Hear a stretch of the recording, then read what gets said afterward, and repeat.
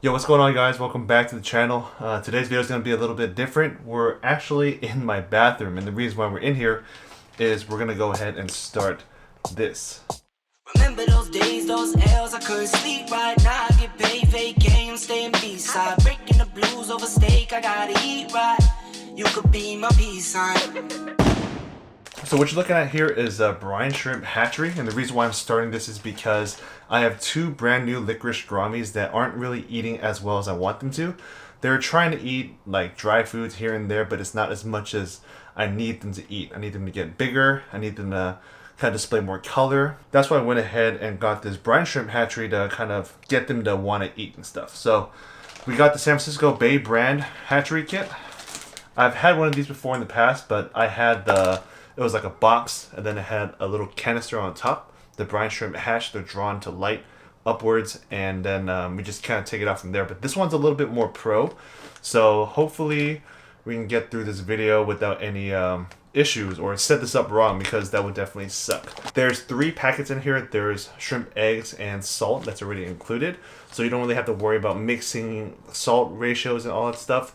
It's pretty straightforward. If this batch sucks, I'll go ahead and order different eggs, maybe from Aquarium Co-op or something.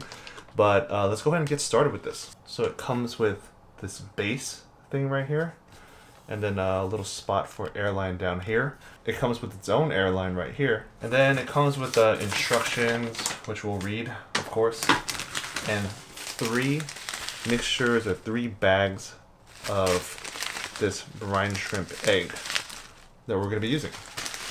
Put that to the side. Other items you're going to need for this project is an air pump. This is one of my USB powered air pumps for my solar panel project. This is going to be the perfect air pump for this project because it's small, quiet, and it's enough power to power this little hatchery. The next thing that's kind of optional and debatable is a small aquarium heater. The reason why I'm using this is because brine shrimp is supposed to be kept around like 80 degrees. So if you're in an area that doesn't keep that temperature, you might want to look into something like this. The next thing you need is one of these plastic air valve T things. The last thing you're going to need is a water bottle. They recommend a 2-liter bottle, but in my bathroom there isn't really enough space, so I went ahead and got a smart water bottle. Alright, so we're going to go ahead and follow these rules right here. The first step is to take a 2-liter soda bottle and cut the bottom off of the bottle. I'm not really going to do that. I'm going to kind of cut right here towards the inside so it has a little bit more rigidity, because this bottle's kind of weak without the bottom, so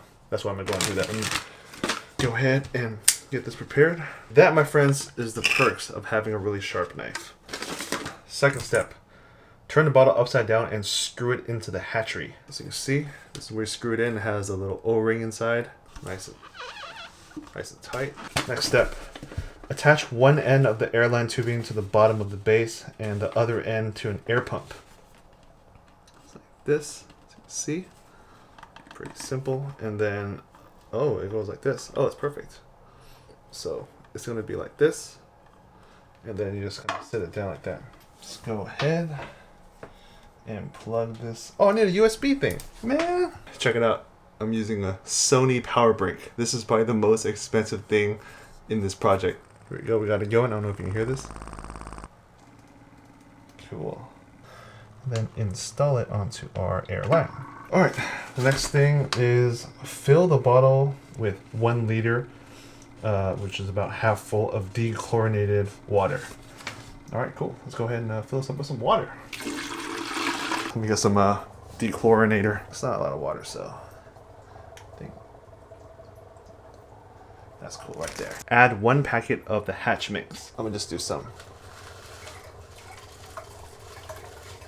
Oh. Should I just do all of it? Alright, first batch. I'm just gonna do all of it. Yeah. That's what I'm talking about. I'm just gonna do all of it, man. Alright, so now that we're done, I'm gonna go ahead and leave this here. We're going to come back in about 24 hours and check up on the progress of these brine shrimp. Alright guys, so it's been about 16 hours or whatever. It hasn't been a full day yet, and all of the brine shrimp hatched. Like, I think they hatched a little early because my heater that's in here, it's designed for a ½ gallon to 1 gallon, and then it kept the water a little bit more on the warm side. So what I think happened was these guys ended up hatching early. So let me go ahead and switch to the macro lens, and I'll go ahead and show you guys what I'm looking at right now. All right, so I went ahead and turned off all of the lights, and I have this little flashlight here because brine shrimp are attracted to light. And this is what I'm seeing. It's still daytime, as you can see. Pretty bright outside. And we did this last night, so it hasn't even been a full day. And check this out. Look at all that brine shrimp, dude.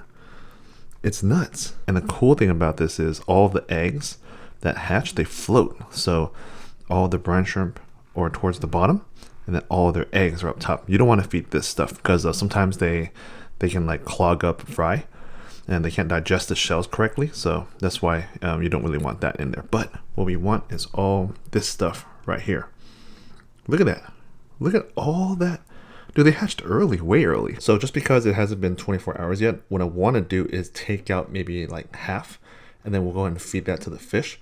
And the other half we're going to go ahead and feed later tonight or tomorrow or something. Yeah, we have the light here shining down and make all the shrimp go here.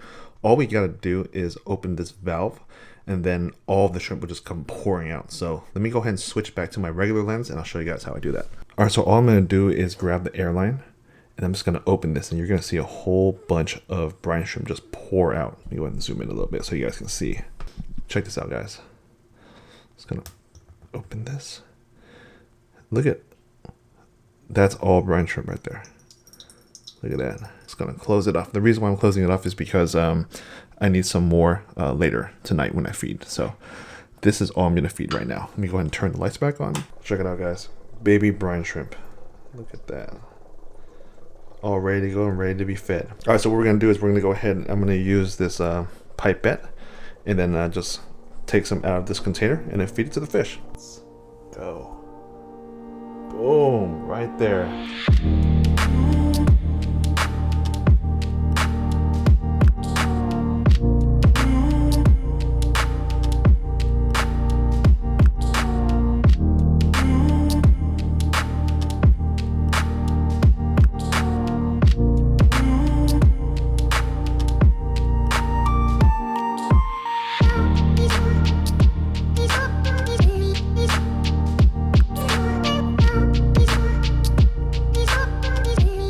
Alright, so it's been a couple of days. I try to feed as much live brine shrimp that I can to this tank right here, but as you can see, it's kind of small.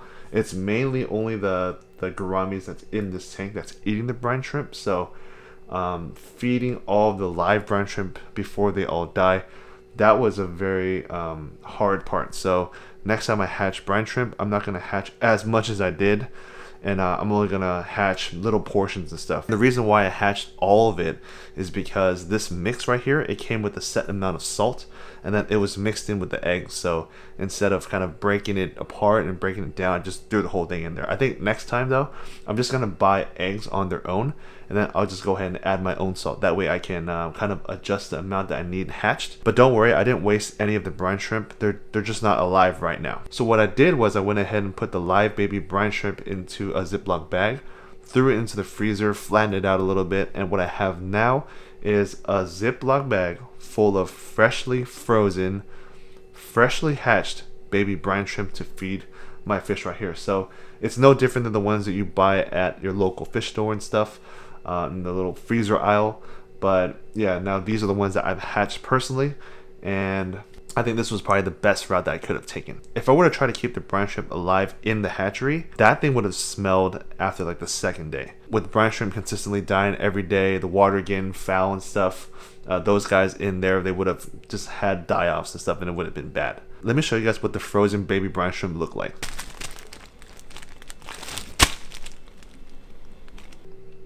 Yoink. The brine shrimp's just slowly dropping into the tank. Let's see if he eats it. Oh, yep, see?